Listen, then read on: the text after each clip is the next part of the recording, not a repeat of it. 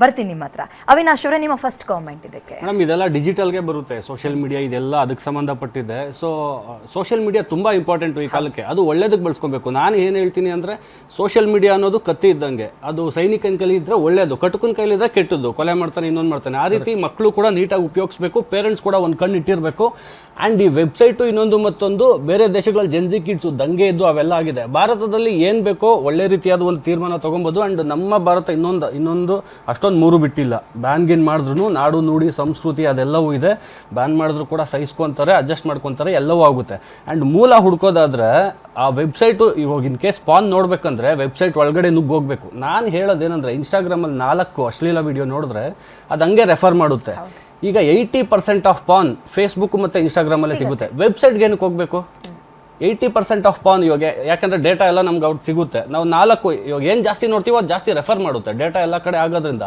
So ಮೂಲ ಇಲ್ಲಿಂದ ban ಮಾಡ್ತಾ ಹೋಗಬೇಕು. ಆ್ಯಂಡ್ ಇವಾಗ ಫ್ಯೂಚರೇ ಡಿಜಿಟಲ್ ಆಗಿದೆ. ಫಾರ್ ಎಕ್ಸಾಂಪಲ್, ಇನ್ನೊಂದು 20 ವರ್ಷ ಆದಮೇಲೆ ಥಿಯೇಟ್ರ್ ಅನ್ನೋ ಕಾನ್ಸೆಪ್ಟೇ ಇರಲ್ಲ ಮೇಡಮ್. ಥಿಯೇಟ್ರ್ಗಳೆಲ್ಲ ಹೋಗುತ್ತೆ, ಮೊಬೈಲಲ್ಲಿ ಸಿನಿಮಾ ನೋಡಬೇಕಾಗುತ್ತೆ. ಸೊ ಅಷ್ಟರ ಮಟ್ಟಿಗೆ ಡಿಜಿಟಲಿ ಮುಂದುವರಿತಾ ಇದ್ದೀವಿ, ಇನ್ಕ್ಲೂಡಿಂಗ್ ಎ ಐ ಕೂಡ ಬಂದಿದೆ. ಸೊ ಹಾಗಾಗಿ ಇನ್ಸ್ಟಾಗ್ರಾಮು ಅಥವಾ ಫೇಸ್ಬುಕ್ಕು, ಇವತ್ತು ಫಾರ್ ಎಕ್ಸಾಂಪಲ್ ನಾವೆಲ್ಲ ಹೋದರೆ ಆಧಾರ್ ಕಾರ್ಡ್ ಇರುತ್ತೆ, ರೇಷನ್ ಕಾರ್ಡ್ ಇರುತ್ತೆ, ಪ್ಯಾನ್ ಕಾರ್ಡ್ ಇರುತ್ತೆ. ನಮ್ಮ ಹತ್ರ ಯಾರ ಹತ್ರ ಆದರೂ 2 ಇದೆಯಾ? ಇಲ್ಲ. ಅದೇ ಸೋಷಿಯಲ್ ಮೀಡಿಯಾ ಅಕೌಂಟ್ಗಳೇನಕ್ಕೆ 2-3 ಬೇಕು? ಯಾರ ಮೇಲೆ ಬೇಕಾದ್ರೂ ನೆಗೆಟಿವ್ ಕಮೆಂಟ್ ಆಗ್ಬಿಡ್ಬೋದು, ಯಾರನ್ನೋ ಟ್ರಾಲ್ ಮಾಡೋದಕ್ಕೋಸ್ಕರ ಏನು ಬೇಕಾದರೂ ಮಾಡಿಬಿಡ್ಬೋದು, ಟ್ರಾಲ್ ಪೇಜಿಗೆ ಕಾಸು ಕೊಟ್ಬಿಟ್ಟು. ಯಾಕಂದರೆ ಅವ್ರಿಗೆ ಮುಖ ಇರಲ್ಲ. ಇವಾಗ ಆಧಾರ್ ಕಾರ್ಡ್ ಆದರೆ ನಮ್ಮ ಐ ಡಿ ಇರುತ್ತೆ, ಹೆಸರು ಇರುತ್ತೆ. ಸೊ ಹಾಗಾಗಿ ಸೋಷಿಯಲ್ ಮೀಡಿಯಾ ಮೇಲೂ ಅತಿ ಕಠಿಣ ಕಾನೂನು ಬೇಕು. ಸೊ ಯಾರಾದರೂ ಅವ್ರದ್ದೊಂದು ಪ್ರೂಫ್, ಐ ಡಿ ಪ್ರೂಫು ಈ ಥರದ್ದು ಏನಾದರೂ ಕೊಟ್ಟು ಮಾತ್ರ ಲಾಗಿನ್ ಮಾಡಬೇಕು. ಒಬ್ರಿಗೆ ಒಂದೇ ಇದು ಮಾಡಬೇಕು ಐ ಡಿ. ಸೊ ಈ ಥರದ್ದು ಒಂದಷ್ಟು ಕಾನೂನುಗಳಿದ್ದಾವೆ. ಅದೆಲ್ಲ ತೊಗೊಂಬಂದರೆ ಒಂದು ಸ್ವಲ್ಪರ ಮಟ್ಟಿಗೆ, ಯಾವುದನ್ನು ನಾಶ ಮಾಡೋದಕ್ಕಾಗಲ್ಲ, ಸ್ವಲ್ಪರ ಮಟ್ಟಿಗೆ ಕಂಟ್ರೋಲ್ ಬರುತ್ತೆ ಅನ್ನೋದು ನನ್ನ ಅಭಿಪ್ರಾಯ. ಎಸ್, ಸೋಷಿಯಲ್ ಮೀಡಿಯಾ ಒಂದು ವೆಪನ್, ಅದನ್ನು ಒಳ್ಳೆದಕ್ಕೆ ಬಳಸ್ಕೋಬೇಕು ಅನ್ನೋದು. ಸುಪ್ರೀತ್ ಸರ್, ನಾನು ಇತ್ತೀಚಿನದು ಒಂದು ಘಟನೆಯನ್ನು ನಿಮ್ಮ ಗಮನಕ್ಕೆ ತರಕ್ಕೆ ನೋಡ್ತೀನಿ. 3 ಜನಕ್ಕೂ ಕಾಲೇಜಲ್ಲಿ ಓದ್ತಾ ಇರೋ ಹುಡುಗ ಇನ್ನೂ ಓದ್ತಾ ಇದ್ದಾನೆ. ಅವರ ಗೆಸ್ಟ್ ಲೆಕ್ಚರ್ಗೆ ಹೋಗಿ ಈ ಸೆಕ್ಸಿಗೆ ಅಪ್ರೋಚ್ ಮಾಡ್ತಾನೆ. ಮನೆಗೆ ಹೋಗಿ ಯಾವಾಗ ಆಕೆ ಒಪ್ಪಲ್ವೋ ಆಕೆಗೆ ಮುಖಕ್ಕೆ ಪೆಟ್ರೋಲ್ ಹಾಕಿ ಬೆಂಕಿ ಹಚ್ಚಿದ್ದಾನೆ. ಈ ಮನಸ್ಥಿತಿಗಳು ಬದಲಾಗ್ತಾ ಇರೋ ಎಲ್ಲಿಂದ? ಇದೇ ಮೊಬೈಲಿಂದ. ಹಂಗಂತ ಮೊಬೈಲ್ ಬ್ಯಾನ್ ಮಾಡಿ ಅನ್ನಕ್ಕೆ ಆಗಲ್ಲ. ಈ ಟೆಕ್ನಾಲಜಿಯಲ್ಲಿ ನಾವು ಇಂಪ್ರೂವ್ ಆಗಲೇಬೇಕು. ಇಂಥ ಇನ್ಸಿಡೆಂಟ್ಗಳು ಬಂದಾಗ ಏನಾಗುತ್ತೆ, ಕೆಲವರಿಗೆ ಹೂವು, ಹಣ್ಣು ಮತ್ತು ತೋಟ ಇಂಥವೆಲ್ಲ ನೋಡಿದಾಗ ಆನಂದ ಆಗ್ತದೆ. ಒಂದಷ್ಟು ಜನ ಕ್ರಿಮಿನಲ್ ಮೆಂಟಾಲಿಟಿಗೆ ರಕ್ತ, ಮತ್ತೊಬ್ಬರು ಅರ್ಚಾಡ್ತಾ ಇರೋದು, ಕಿರ್ಚಾಡ್ತಾ ಇರೋದು, ನೊಂದ್ಕೊಂಡು ಅಳ್ತಾ ಇರತಕ್ಕಂಥದ್ದು ನೋಡಿ ಅವ್ರಿಗೆ ಅದು ಅವ್ರಿಗೆ ಅಂಥ ಆನಂದ, ಅದನ್ನು ವಿಕೃತಾನಂದ ಅಂತ.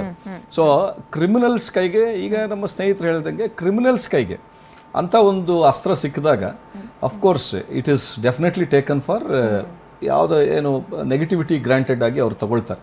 ಬಟ್ ಅವೆಲ್ಲವೂ ಕೂಡ ಏನು ಸ್ಲೋ ಆಗಿ ಕಡಿವಾಣ ಹಾಕ್ತಾ ಬರಬೇಕು ಅಂತಂದರೆ, ನಾನು ಆಗಲೇ ಪ್ರಪ್ರಥಮವಾಗಿ ಹೇಳಿದೆ, please make unique identity card. And ಆ ಯುನೀಕ್ ಐಡೆಂಟಿಟಿ ಕಾರ್ಡ್ ಮುಖಾಂತರ ಯಾವುದಾದ್ರೂ ಒಂದು ಆ್ಯಪ್ಗೆ ಒಂದು ಸರ್ತಿ ಅದು ಲಾಗಿನ್ ಆಗಿತ್ತು ಅಂದರೆ, ಅಲ್ಲಿ ಏನಾದರೂ ಅಕಸ್ಮಾತ್ ಯಾರಾದರೂ ಒಂದು ಕಾಮೆಂಟ್ ಮಾಡಿದ್ರೆ, ಈಗ ಇತ್ತೀಚೆಗೆ ದಿನಮಾನಗಳಲ್ಲಿ ನೀವು ನೋಡಿದ್ದೀರಿ, ಫಿಲ್ಮ್ ಇಂಡಸ್ಟ್ರಿಯಲ್ಲೂ ಕೂಡ ಯಾರೋ ಯಾವುದಕ್ಕೋ ಕಾಮೆಂಟ್ ಮಾಡಿದ್ದಕ್ಕೆ ಅದು ಎಲ್ಲೆಲ್ಲೋ ಹೊಟ್ಟೋಗಿದೆ. ಅಂಥದ್ದೆಲ್ಲ ಕಾಮೆಂಟ್ ಮಾಡಬೇಕಾದಾಗ ಯಾರು ಇಂಥದ್ದು ಕಾಮೆಂಟ್ ಮಾಡಿದ್ದಾರೆ ಅಂತ ಒಂದು ಪೊಲೀಸ್ ವೆರಿಫಿಕೇಷನ್ ಕಂಪ್ಲೇಂಟ್ ಹೋಯಿತು ಅಂತಂದರೆ ಸೀದಾ they can reach there house ಅನ್ನೋ ಥರ ಇರಬೇಕು. ಆ ಥರ ಇದ್ದಾಗ ಏನಾಗುತ್ತೆ, ಯಾರ್ದೋ ಮೇಲೆ ಏನು ಗಾಳಿಲಿ ಗುಂಡು ಹಾರಿಸೋ ಥರ ಕಾಮೆಂಟ್ ಮಾಡೋದು ಇವೆಲ್ಲ ಯಾವುದೂ ಆಗೋದಿಲ್ಲ. ಬಟ್ ಜೊತೆಗೆ ಈಗ ನೋಡಿ, ದೆರ್ ಆರ್ ಸರ್ಟನ್ ಸೆಕ್ಷನ್ಸ್. ಈಗ ಕಾನೂನು, ಈಗ ಸ್ನೇಹಿತರು ಹೇಳ್ತಾರೆ ಕಾನೂನು ಇದೆ, ಸಾಕಷ್ಟು ಕಾನೂನುಗಳಿದೆ. Information technology act of 2000 section number 67 ಪ್ರಕಾರ, cyber security law of amendmented law ಪ್ರಕಾರ there are lot of rules and regulations. ಅವೆಲ್ಲ ಎಷ್ಟೊಂದು ಜನಕ್ಕೆ ಗೊತ್ತಿಲ್ಲ. ಈಗ ನಮ್ಮಲ್ಲಿ ಯಾವುದೋ ಒಂದು ಕಾರ್ಡಲ್ಲಿ ಪೇಮೆಂಟ್ ಏನಾದರೂ ಹೆಚ್ಚು ಕಮ್ಮಿಯಾಗಿ ಏನಾದ್ರು ಹೊರಟೋದ್ರೆ ನಾವು ಸೈಬರ್ ಪೊಲೀಸಿಗೆ ಕಂಪ್ಲೇಂಟ್ ಕೊಡ್ತೇವೆ. ಅವ್ರು ಅದನ್ನೆಲ್ಲ ಚೆಕ್ ಮಾಡ್ಕೊಂಡು ಬರೋ ಅಷ್ಟೊತ್ತಿಗೆ it take certain limitations of time. ಇದೆಲ್ಲ ಯಾಕೆ ಆಗ್ತಾ ಇದೆ ಅಂತಂದರೆ, they are using duplicate unique identification ನಂಬರ್ಸನ್ನು ಡೂಪ್ಲಿಕೇಸಿ ಮಾಡ್ತಾ they are creating different account. ಅಲ್ಲಿ ಈ ಸೈಬರ್ ಕ್ರಿಮಿನಲ್ಸ್ ಏನಿದ್ದಾರೆ ಅವರು, whether it might be banking criminals, ಆ ಬ್ಯಾಂಕಿಂಗ್ ಸೈಬರ್ ಕ್ರಿಮಿನಲ್ಸ್ ಇರ್ಬೋದು, ಅಥವಾ with respect to that of pornography criminals ಇರ್ಬೋದು, ಇವೆಲ್ಲವೂ ಮಾಡೋರೆಲ್ಲ ಅವರೇನೆ. ಆ ಗುಂಪೆ ಎಲ್ಲ ಮಾಡುತ್ತೆ ಹೊರತು they have to bring in ಏನು IPC ಸೆಕ್ಷನ್ಗಳು 292, 293 ಎಲ್ಲ ಏನೆಲ್ಲ ಇದ್ದಾವೆ.